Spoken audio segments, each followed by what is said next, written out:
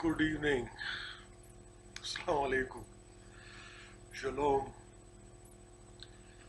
Namaste. Sat Sri Akal and Ni Hao. It is again load of work and I don't have to, workload is too heavy and I can't find time to write down the uh, responses to all the concerns of my dear readers, viewers and friends. And even to lecture about the whole thing, I had to find time for it. My own personal engagements are increased. My brain is engaged in personal affairs. There's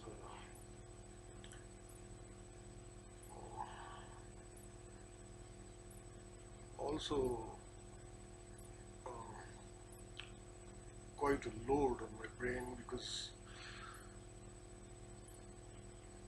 so far only one militant commander in Afghanistan had surrendered before those US army, and they were handed, that guy was handed over to Pakistan. The actual culprit who has done all this is behind the killings of army public school students and which are Sudy University students. He is still at large. And obviously, he is a secret organization, and now coordinated effort is needed to dig him out and to dig out his location and to take prompt action to contain him from pursuing his murderous agenda of students in Pakistan. Well, journalists, we are not supposed to.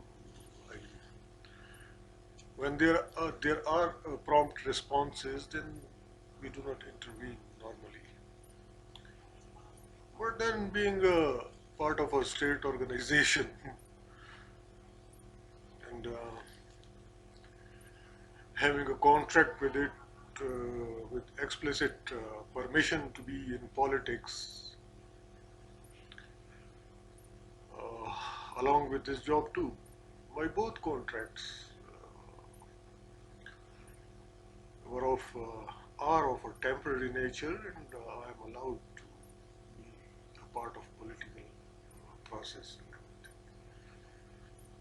So now that I'm not satisfied with the responses of the concerned people, obviously it is my moral duty to respond and to come up with the ideas to cope with this situation.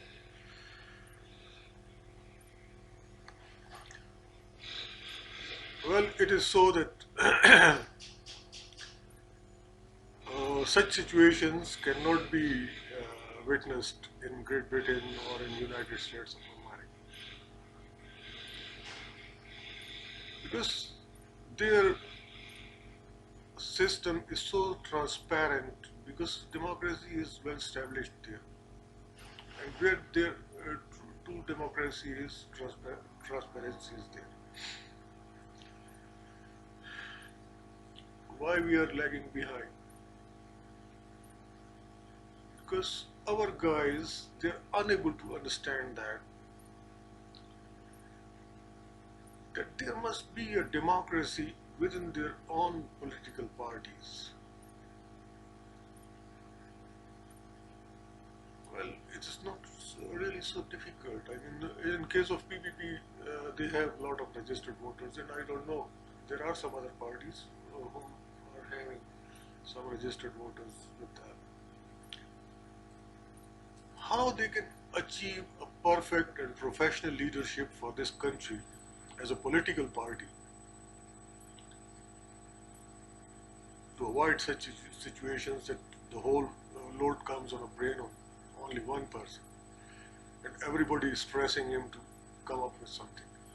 It is impossible for me, for anybody, for any individual, to look after the 1800 million people. What I can do is that I can steer their thinking, I can make them work, I can help them to lead their own families, to lead their own regions. Everybody is a leader. Okay, coming back towards that issue of political parties, it is very simple. Now the common practice here is that most of the political organizations known as political parties are hereditary in nature. So the registered voters are supposed to elect the chairman, the head of the party. And by this way, one step has been taken towards democracy within the political party. Then the second is while allocating tickets, party tickets for seats of National Assembly and provincial assemblies and for Senate, there must be a competition within the party to say, for example, from National Assembly seat of Kohart, if there are 4 to 5 or 6 candidates willing to contest elections within People's Party.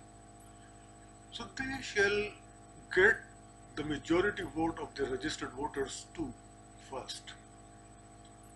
It should not be the individual chairman of the party who will decide that this guy will be my candidate from such and such area. The registered voters, which are called caucuses there in USA, primaries. So we shall have this system in each political party. So once the competition within the party is there, the best will come up. And then, I always believe in collectivism. Nobody can be a perfect being in every respect. It is we who will do everything together, and then as a team we succeed. Even in my home, my wife, my children, they're a part of a team.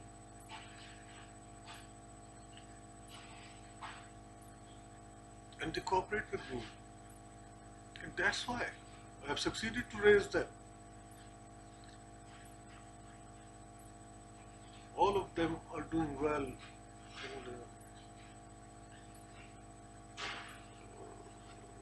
their output is superb as students. So my experiment, though it was really common in all educated families here in Pakistan, it is not an experiment, it's a common practice. And I went a bit further ahead after reading a research essay written by Madam Hillary Clinton about child upbringing. I had implemented that. I had to sacrifice a lot in terms of time and money. But that experiment was a big success.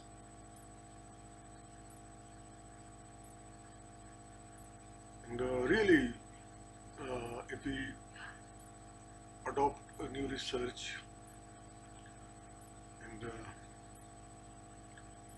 shall go accordingly, we can get but we have to be, that much brainy to understand fruits of research shall reach to all our children, or to the whole humanity too. So by this way things move. No one on earth, not a single person, can become able to resolve the problems of everybody. Well, more educated among us can provide guidance, some outline, and the rest, the followers, they can pursue that and they can succeed in their lives. They can implement that if they are intelligent enough to understand all this. Then, coming back towards political parties, we must have paid offices in each political party. Here in culture of sacrifice in the East, it sounds really very odd, but I had witnessed it in the United States of America. When in my itinerary, in my schedule, it was being included that I'm supposed to, along with the team, I'm supposed to visit Honorable Secretary of State, Mr. John Kerry's office in 1988. At that time, he was member of Congress, probably, in Nebraska, in Lincoln, Nebraska. So we went there, and he by himself was not there. He was out for his campaign. There were certain people who were handling us, so I inquired about the whole thing, who they are and what their job is. And they have told me that they are members of Democratic Party, they are office bearers, and they do get regular salary from the party. So parties, when they have registered voters, they provide funds to the parties too. And by this way, the economic reality that we shall not exploit. To keep the economic cycle moving, every office shall be a paid office. Every person who is doing something, some work, some job, shall be paid handsomely. Plus, those who are jobless, they shall get some unemployment allowance, so that they can have purchasing power, and everything which is being produced, whether agricultural in nature or industrial in nature, shall be consumed.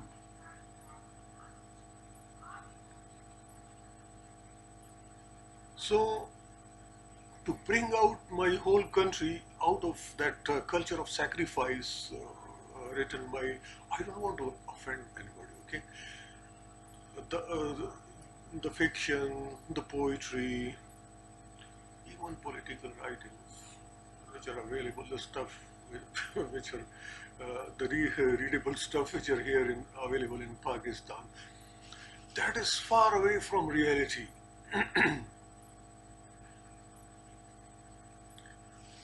Probably my viewers, those who are raising all these concerns before me, they will be astonished to know that it is not that idealism or sacrifice or some sort of sentiments which makes you a good citizen. It is your professionalism, maturity, which makes you a good citizen of today's modern state. And why I'm raising this issue, because I heard someone who was so dear to me, General Rahil of Pakistan, Army Chief of the Army Staff. And today I heard him saying on a private TV channel that one day we will also become a developed nation. So we are already developed in many respects. In case of environment, we are the superpower because our environment is much better than many countries of the world. And once you are a healthy being, of course you are the ruler of the world. And of course Pakistanis are brainy too. Nowhere else in the world. You know, what is the criteria of a brainy nation? Why I claim that we Pakistanis are very brainy and everybody in first world, they accept that because to understand our geostrategic compulsions and advantages and to meet the challenges, we came up with the nuclear explosions. We are now a third nuclear power of the world. Believe you me, it is not an easy task. Many countries in the world have tried this, and they failed to do that. Then there are many other things. Our common people, there was never ever any, except in Mithi and in Tharparkar, which I am so worried about that why Sindh government is not taking any action to remove hunger from there and why people are dying of hunger and disease there. Federal government shall also take notice of that. We were never victim of any foolish behavior. I mean, we were never, as a nation, we Pakistanis, we were never victim of hunger, poverty or disease. Natural disasters is something else that are beyond our control. We cannot stop earthquakes or floods. We can stop floods, and mostly I feel that our guys are a bit lazy in that respect, and they should take all the necessary measures to end this flooding phenomenon. So, on the whole, we are not, as a nation, we are not a hopeless case. And our moral standards are very high, you know. Even by myself, I do not interview a person. I had refused to interview a person. I was not satisfied with his commitment to democracy and his other credentials. I dislike to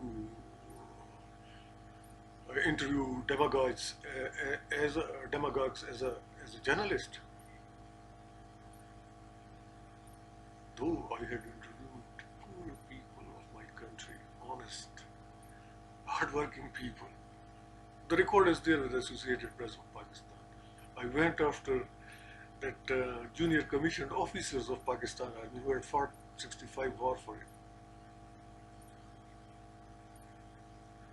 And it is not that in a Pakistani fashion that you have to arrange dinner for a journalist. Or I used to invite them here on a cup of tea made by my princess, my missus, and biscuits and everything which I can afford to provide them. So, I mean, and this is not an ideal situation, okay? Generally, people in Pakistan are here. Go to the most rugged and most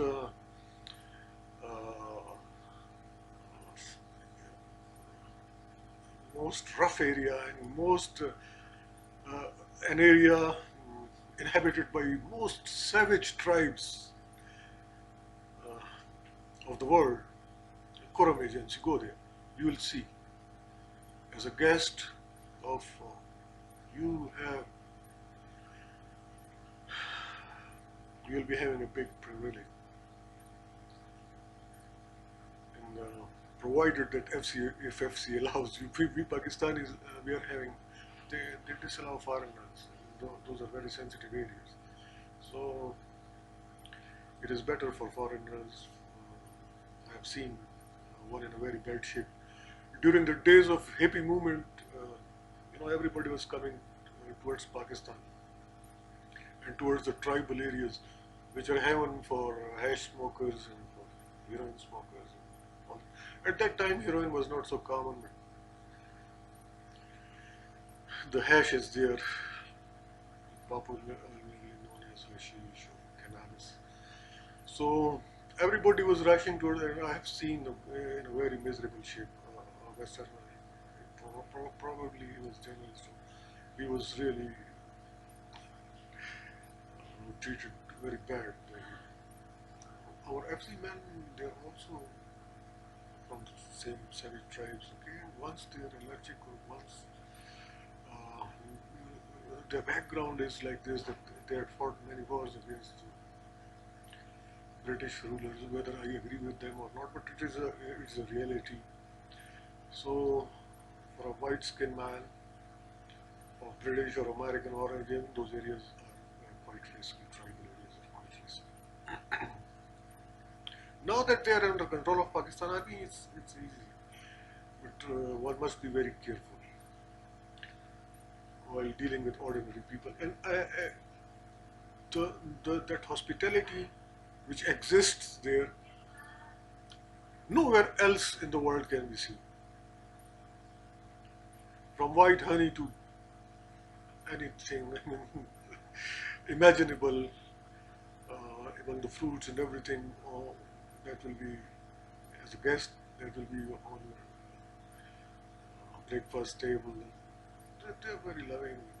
Once they accept you and you conform to their culture and their traditions and everything, because they're too sensitive about religions, about religion, Islam, whatsoever their Pashtun tradition is, they consider it as Islam.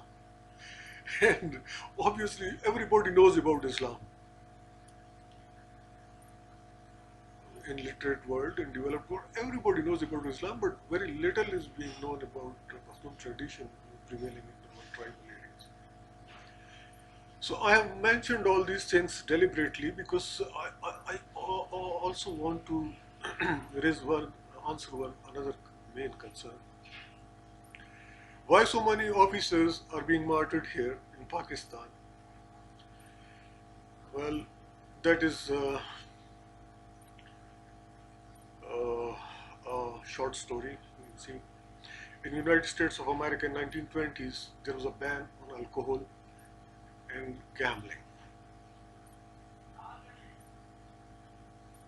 Amendment was passed. All these things were banned. So this trade, people related to this field, they went underground, their profits were raised. So they used to bribe officers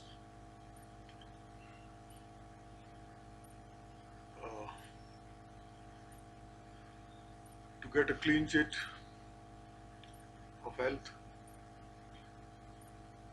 And those officers who were honest, they were having ample money with them to hire a professional killer to kill the said officer who was not compromising with them. So eventually Americans, they have reached to the conclusion that to save the lives of our officers, we have to legalize all this. So the backbone of mafia was broken. Mafia obviously flourishes on illegal businesses, on underground businesses. So in Pakistan, if you compare Ayub Khan era, when alcohol was free, everything was fine in Pakistan. We had one 1965 war.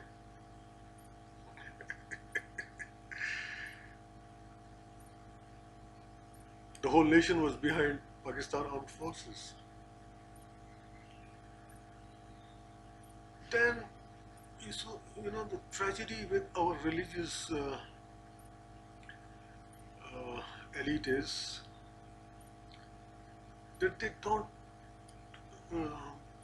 study history of the world, political systems, everything. They don't do comparative studies and all that. They just stick to Islamic history, and even little they know about Islamic history. If they would have known about Islamic history, they would have never insisted upon punishments first. In the days of Prophet Muhammad sallallahu alaihi wasallam, evolutionary process was there. People were allowed to go to the mosque while drunk. They were gradually reformed when the state in Medina became a welfare state. Then punishments, when everybody was having scholarship from the government exchequer, then punishments, the harsh punishments which we now see in poor areas like Pakistan too, they're too. Sometimes I joke with my fellows that okay, if we implement that theft law to cut the hand of everybody, they responded more than half of the Pakistan will be without without one hand, because one way or the other people are stealing because of the economic backwardness and because it is not a welfare state. So I just want to stir the thinking of those who are too concerned about religion too, and they must know what real Islam is. Though nobody approves now harsh punishments, and obviously the ijtihad element is there, and obviously with the research and everything, we do also confirm, and even those punishments can be replaced by other reform side aspect of the prevailing system in Great Britain, in USA. That thing is not so visible, but that reform aspect is not that much visible, though it is there. The prisoners are well treated. Probably some psychological treatment is also being given to them, but in Great Britain it is fully implemented. So it is my utmost effort to bring my people into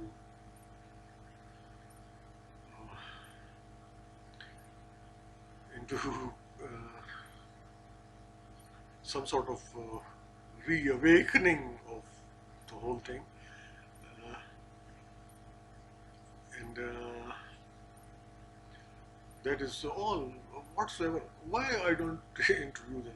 Because you see, if a person wants to cut the hand of everybody, or wants to lash everybody without creating a welfare state here, does he deserves my attention, my time?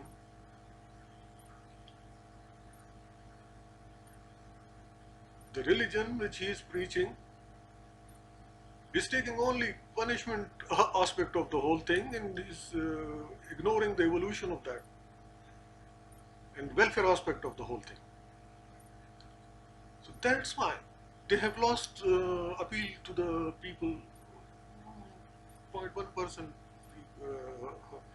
people they vote for them, and mostly they are without seats in certain areas. In recent elections and local government elections, most of them were they have lost elections, so they don't have any popular support.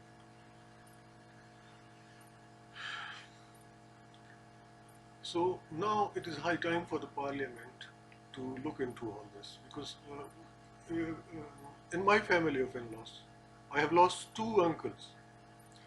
Malik Saad, chief of the city police in Peshawar, was martyred in a suicide bomb attack. Obviously, he was uncompromising, and the mafia, whatsoever I have investigated, they have told me that he was uncompromising, and the smugglers and all those, they have hired that suicide bomber. Now they are for sale in in Afghanistan even, and in tribal areas of Pakistan. So they are on sale. Everybody can buy a suicide bomber to kill his or her here in Pakistan. So then his eldest brother, Malik Salim, he was collector customs in Karachi. honorable son-in-law of Pir Pagara, Pir of Pagara, big political figure, big landlord of Sindh. His daughter was his second wife. And he was martyred in Karachi because he was uncompromising. He was unwilling to compromise with the smugglers. And he was after them like anything. So finally they had hired a professional killer. And these are those people who are near to me, and hundreds of honest officers are suffering from this situation. Many of them have lost their lives, and many of them have lost their jobs too because the mafia is so rich and they're so corrupt. Corruption is so rampant here that no honest guy can survive even.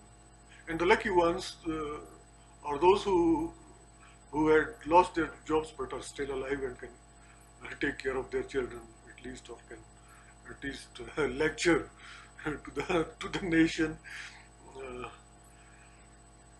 off and on as a strive to make the things better here. So I think that our parliamentarians will take these things seriously and they will start doing some work. It's not good to criticize each other for nothing, and abuses and personal remarks. This is all nonsense, yeah. I just watch that CNN and sometimes don't. The stuff which we are all egoistic. I do have an ego too. Obviously, when it comes to my family, I'm the most humble man. With my wife, with my children. I never take any egoistic stance.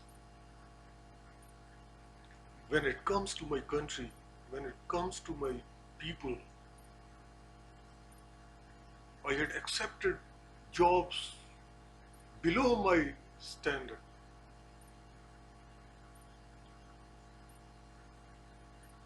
After doing MPhil, I was unable to complete my PhD. Even today, my PhD is an unfinished agenda because my supervisor was sent as a education attaché to USA, Dr. Sikandar Hayat, and while I was working on my doctoral thesis. And then they took 6 months to assign another supervisor, and in that period my mom was in a hurry. Then I got married and now I'm engaged. I'm a responsible person, and I cannot ignore my family for stupid things like one can complete PhD at any stage of life, but there is an age for marriage. Once you grow 90 years old, obviously the marriage, maybe for spiritual reasons, one can go for it, but to leave some lively beings in this world, I mean children and all that, there is a specific age for that. So I hope almost all concerns are being addressed, and I hope that our religious scholars will also take my argument seriously, and they will help make that Pakistan a better place for everybody. Now that they are they are a tiny minority, they must not insist on things which are which are just a matter of their ego. Even if they think and if they read the world history, and especially US history, and if they feel like conforming. And one interesting thing which I want to tell all you guys, that on YouTube You cannot come up with something which is baseless, which is outcome of ignorance. YouTube have its own standards. They have their own experts. When we upload anything on YouTube, that is being checked, rechecked, and again checked by them, and then they release it. So they have experts in every field, and once you are really something, then they something of some value and of some knowledge, then they let you be visible to the world.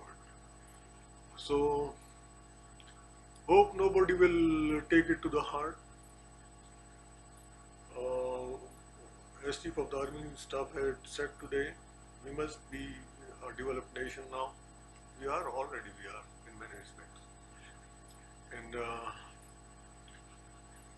to discourage mafia and to all that, we have to legalize too many things. And I hope Parliament will take all this seriously, Prime Minister, all that. They shall be bold enough.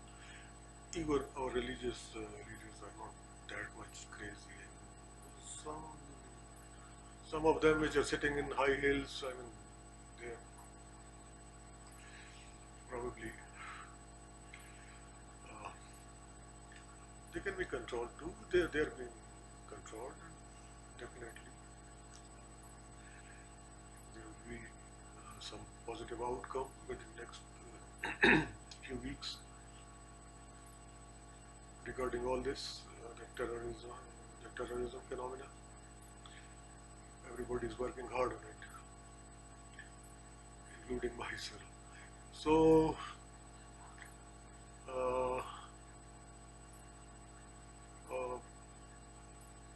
I wish all of you all the best, and I hope my words are always being taken seriously, because I have told you the standard of YouTube, and then the impact of my previous 4 or 5 videos you can see all over around the world. There was a conference of world leaders over environment. There was a conference of world leaders regarding many another issue which I had raised here on, in a lecture on YouTube. So, and I'm also quite sympathetic to Karan Thapar. Well, it is really very common here in India and Pakistan. In Pakistan, we are quite broad-minded, but keeping my previous experience in view, before saying goodbye, once I'll say once again goodbye to you, because there is a very interesting point regarding that. Karan Thapar, he works with CNN. And yesterday I came across his interview with some other journalist, and she was blaming him for being a spy of Pakistan.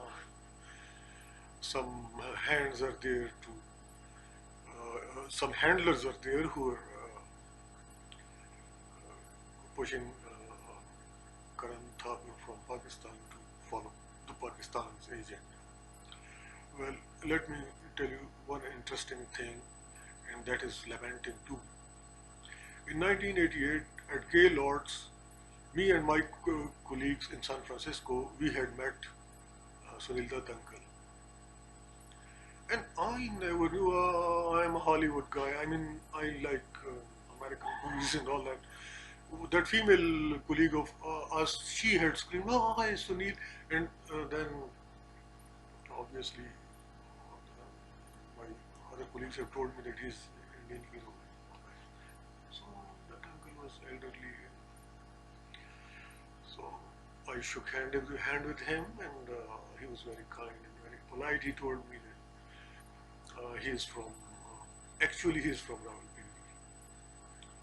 So he was so kind. We were living for 10-15 minutes. We had was together. She was great.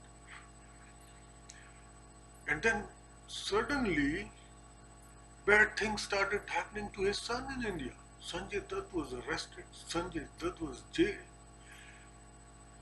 Well, shaking hand with me does not mean that I am a journalist. At that time, even I was a student, but I was a journalist too. That he has become traitor in India. I do have Indian class fellows, not class fellows, but university fellows, group fellows. One is my sister-in-law now, is wife of my another. At my level, how secular we are. She is Hindu. Her husband is Saudi. And her brother is Hindu. His wife is Muslim in India. So, at my level, I mean, we are not victim of such biases and everything is fine. But that phenomena I dislike. That Indians shall not be so conscious about all this. I mean, we are not hiring any, we don't have any concern there. And their issue, that Kashmir issue, that is a non-issue. The whole India is Kashmir, the whole Pakistan is Kashmir. If we don't have any civic and economic rights, where is the freedom? We all have to fight for our these rights. And the world bodies, the UN bodies are working on it. So in certain areas we have got some rights, I mean, not in a complete sense. What is required is that we must know that what is the actual problem. If you don't have economic freedom, whether if Kashmir is an independent state, everybody is a slave of any individual who can become their dictator and again start doing the things which Indian government is already, I mean, sending army, raping everybody. Well, if for fun's sake they want to rape their own population, it is up to them. But I don't find any reason for that. Everybody has the right to think in terms of having an independent country, and then that partition formula gives them the right of self-determination. UN resolutions give them the right of self-determination. So that demand is not so great that everybody shall be raped there, or that traditional concepts. You know, people, they laugh in USA on very patriotic people, Bharat Mata and all that. If Kashmir will be independent and if their people got economic and civil rights, then Bharat Mata will start bleeding, as it is bleeding now that Pakistan has been created. The whole Mata is bleeding, not that only India. You see, by creating these two states, because of the narrow-mindedness of certain people at that time, Kashmir is bleeding, KPK is bleeding, Nagas are bleeding, Mizoram is bleeding.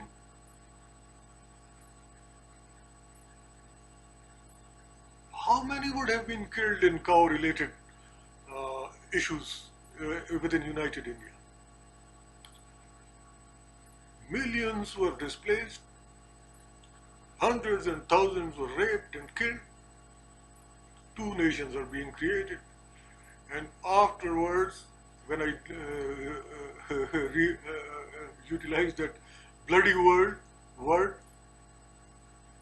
for this region, some of my colleagues, they can't understand. They think that I hate my country or what.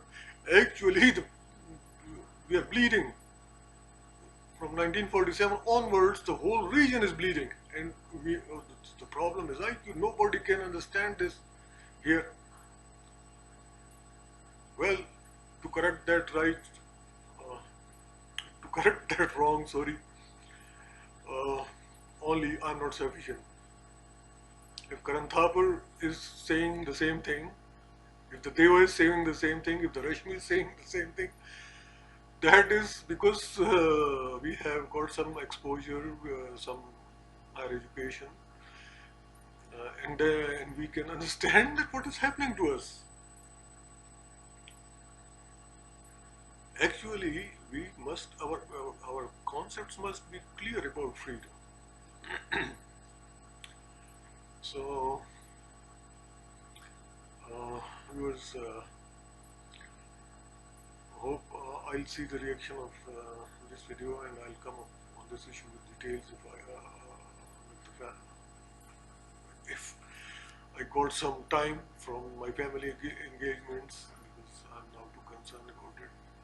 Children are growing and they have to look after everything. So I wish all the best to all of you once again, and hope to see you